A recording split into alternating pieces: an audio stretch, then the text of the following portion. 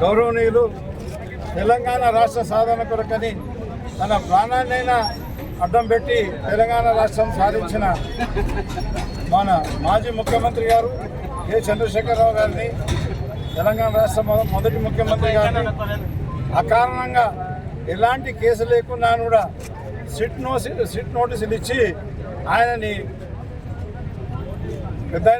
అగౌరవపరచడం జరిగిందని చెప్పేసి దానికి నిరసనగా ఈరోజు మేము కార్యక్రమాలు చేయడం జరిగింది. అయితే కేసీఆర్ గారిని ఒక్కరినే కాదు, కేటీఆర్ గారిని, హరీష్ రావు గారిని అందరినీ కూడా కాంగ్రెస్ ప్రభుత్వం వేధిస్తూనే ఉంది.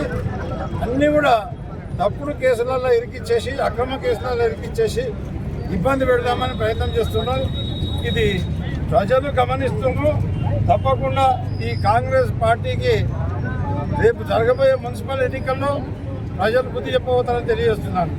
ఇవన్నీ ఎన్నికల టైంలో మరి వీళ్ళకు సమయం దొరకనీయకుండా, ప్రచారం చేయనీయకుండా ఎన్నికలు గెలుచుకుందామని చెప్పేసి కాంగ్రెస్ చేసే ప్రయత్నం ఇది.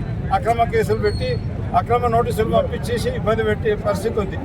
వాస్తవంగా కాంగ్రెస్ ఎన్నికల మేనిఫెస్టోలో పెట్టిన 6 గ్యారంటీలు అవి ఎందుకు ఇస్తలేరు అని చెప్పేసి నిలదీస్తుంటే దానికి సమానం చెప్పకుండా, 420 హామీలు ఏమైనా అడుగుతుంటే దానికి సమానం చెప్పకుండా, అభివృద్ధి ఎక్కడ జరుగుతుందని చెప్పేసి అడిగితే దానికి సమానం చెప్పలేని పరిస్థితిలోనే కాంగ్రెస్ వాళ్ళు ఈ అక్రమ కేసులన్నీ కూడా బనాయించి మరి మా పెద్దలందరినీ ఇరుకున పెట్టే ప్రయత్నం చేస్తారు. కేసీఆర్ గారిని వాళ్ళందరినీ ఇరుకున పెట్టే ప్రయత్నం చేస్తారు.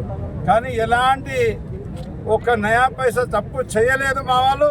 ఎక్కడ కూడా వాళ్ళని ఏ రకంగా కూడా మీరు వాళ్ళని తప్పు పట్టలేని పరిస్థితి తప్పకుండా తొందరలోనే జరుగుతుందని చెప్పేస్తున్నా.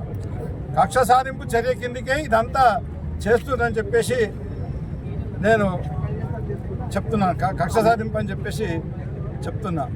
అదే మాదిరిగా 1 కాదు 2 కాదు, కాంగ్రెస్ పార్టీ అధికారంలోకి వచ్చినాక ప్రజాపాలన అన్నారు కానీ ప్రజా వ్యతిరేక పాలన చేస్తున్నారు, కక్ష సాధింపు పాలన చేస్తున్నారు.